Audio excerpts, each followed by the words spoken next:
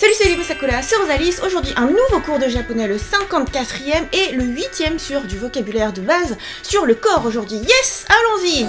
Alors, commençons d'abord par dire le corps, tout simplement.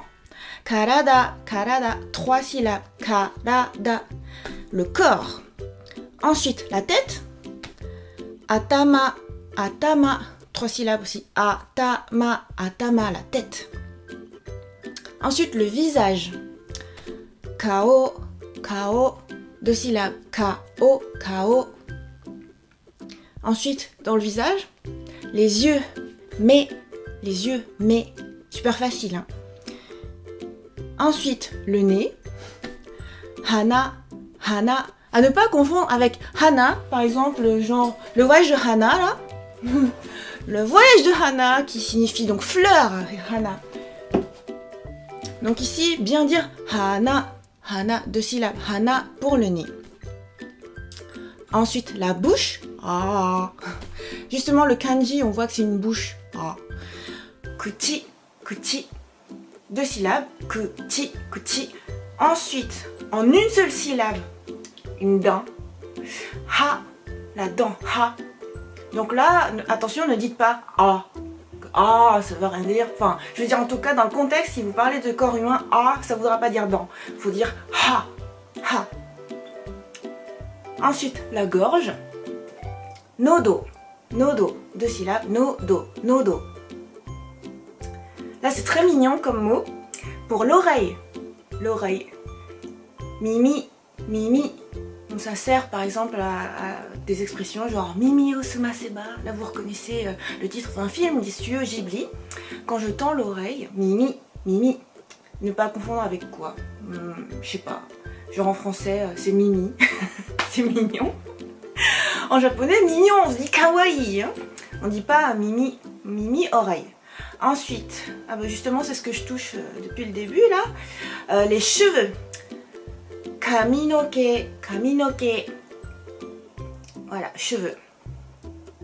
Ensuite, le dos. Senaka, 3 syllabes. Senaka, senaka.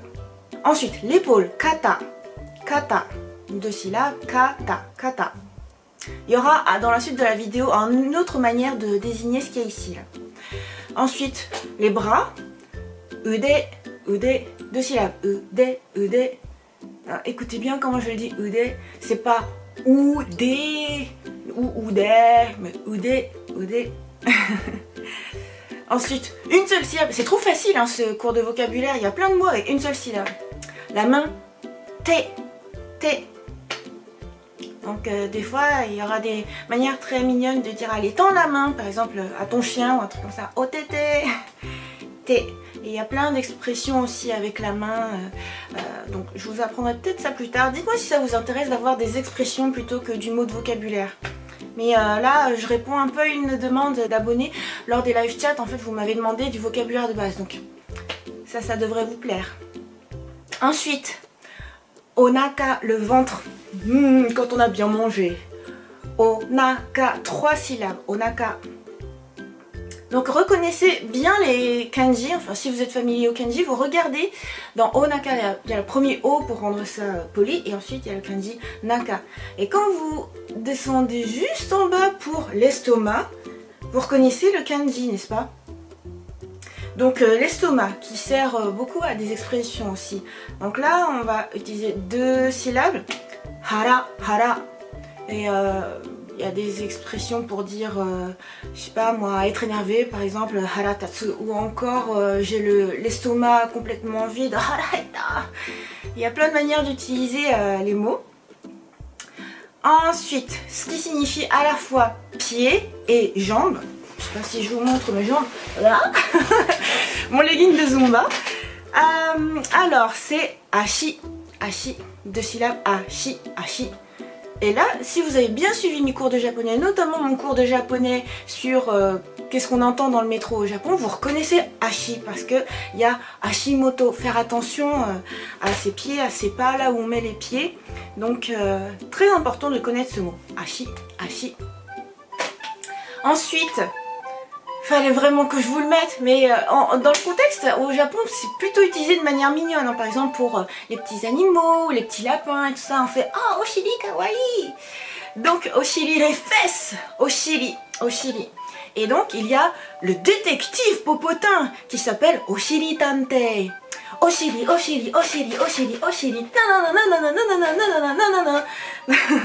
Voilà, c'est marrant de connaître ce mot. Voilà, la petite peluche de Morgane. Oshiri Tantei. Ensuite, donc on a fait le vocabulaire de base, celui le plus courant en fait. Et maintenant, vous savez que j'aime bien faire du sport, j'aime bien le nouvel animé Dumbbell, combien peux-tu porter?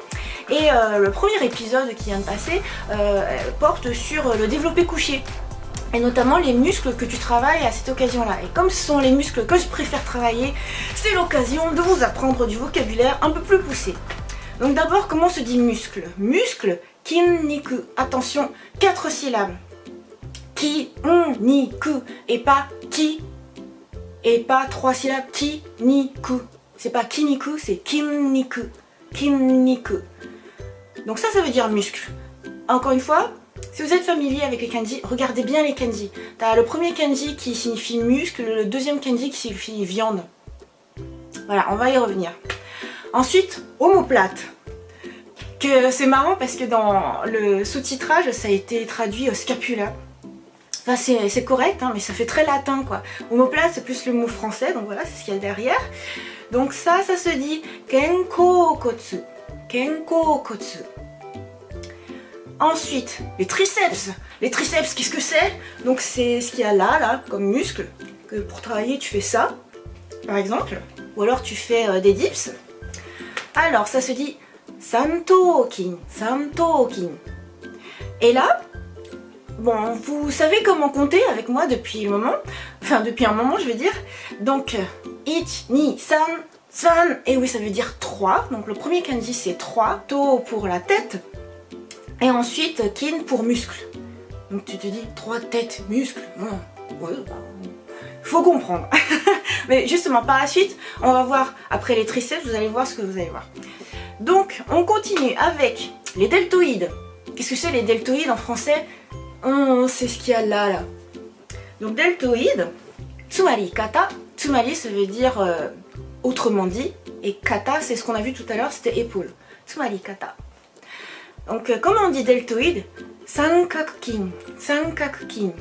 Là, vous allez me dire, ah, ça ressemble à ce qu'on a vu tout à l'heure. Ben oui, parce qu'il y a san pour 3, kaku pour angle. Et en fait, sankaku, les deux ensemble, ça veut dire triangle. Et kin pour muscle. Sankakukin, sankakukin. Donc ici, c'est les deltoïdes. On a vu les muscles par 3. Après, on va voir les muscles par 2. Mince, c'est juste après. Avant ça, on voit les pectoraux. Les pecs, c'est ce qu'il y a par là. Donc en fait, on va voir justement avec les kanji. Ça va aider à comprendre. Ça se dit kyokin. Kyokin. Bien langer le O. Kyokin. Pas kyokin, mais kyokin. Donc tu as le premier kanji qui signifie poitrine. Et le deuxième kanji qui signifie muscle. Autrement dit, c'est les muscles de la poitrine. Et justement, juste après, de manière plus simple, on voit le seul kanji de poitrine. Mune, mune.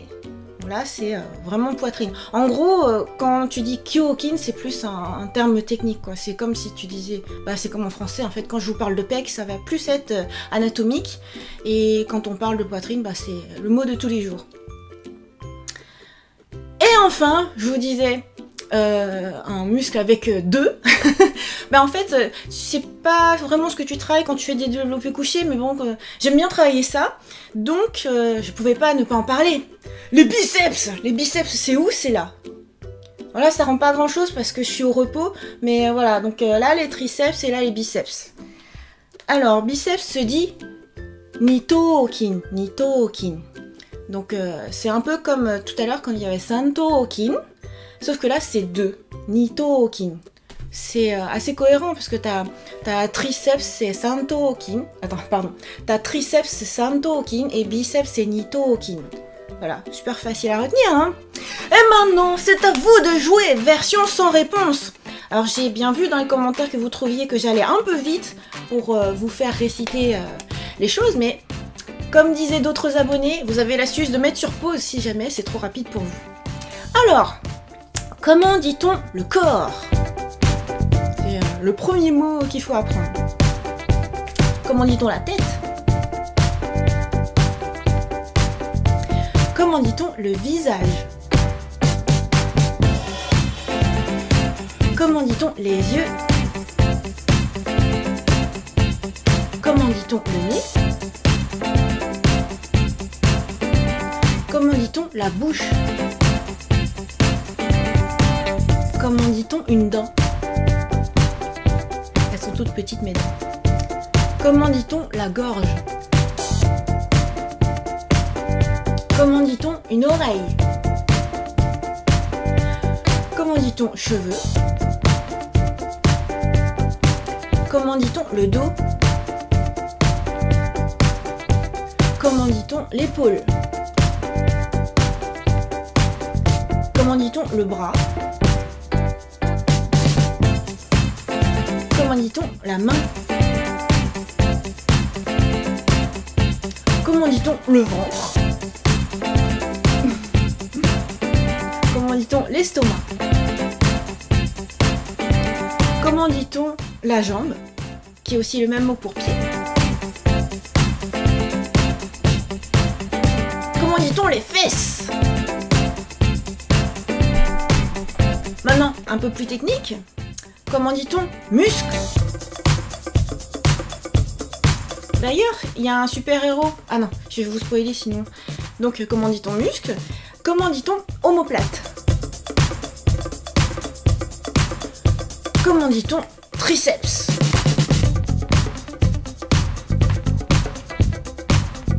Comment dit-on deltoïde? Comment dit-on pectoraux? Comment dit-on poitrine? Et enfin, le meilleur pour la fin, comment dit-on biceps? Et maintenant, c'est à vous de jouer version avec réponse. Comment dit-on le corps? C'est le premier mot qu'il faut apprendre. Comment dit-on la tête? Comment dit-on le visage? Comment dit-on les yeux? Comment dit-on le nez? Comment dit-on la bouche?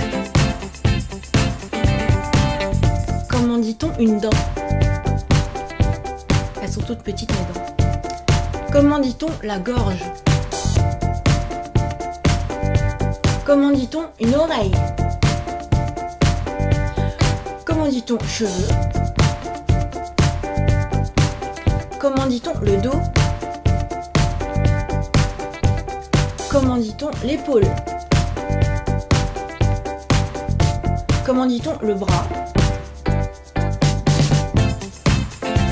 Comment dit-on la main? Comment dit-on le ventre? Comment dit-on l'estomac? Comment dit-on la jambe, qui est aussi le même mot pour pied?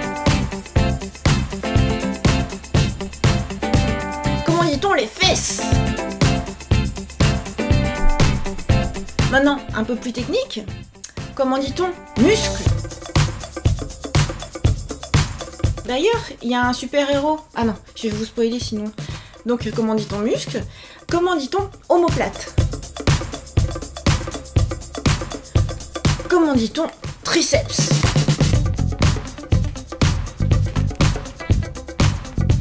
Comment dit-on deltoïde? Comment dit-on pectoraux? Comment dit-on poitrine?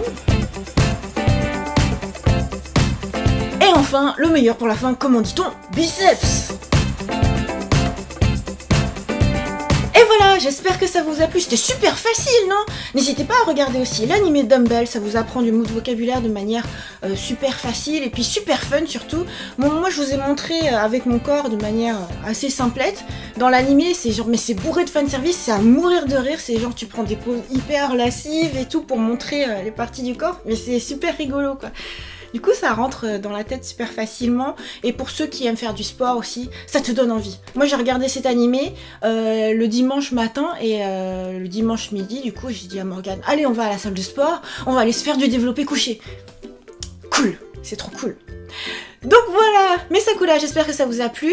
Pour ce cours de japonais de vocabulaire, la prochaine fois ce sera un cours de vocabulaire de grammaire. Je vais essayer à chaque fois de faire une semaine sur deux grammaire, puis l'autre semaine vocabulaire, grammaire, vocabulaire. Et de cette manière, vous allez pouvoir progresser avec un peu de technique, un peu de vocabulaire. Et de manière naturelle en fait, vous allez être de plus en plus fluent. Ça va être génial. N'hésitez pas à mettre en commentaire ce qui vous plaît, si vous aimeriez du vocabulaire plus poussé, plus simple, qu'est-ce que vous entendez par vous voulez du vocabulaire de base, des suggestions, etc. Je suis preneuse de tout. N'hésitez pas aussi à regarder les FAQ parce que c'est là que je prends le temps de vous répondre à vos commentaires, à vos questions. Et donc rendez-vous dès la semaine prochaine. Bye bye! Donc les pecs, qu'est-ce que c'est? C'est là. Donc voilà, pec. Mince, pourquoi le son n'est... Bon, je réenregistre le son.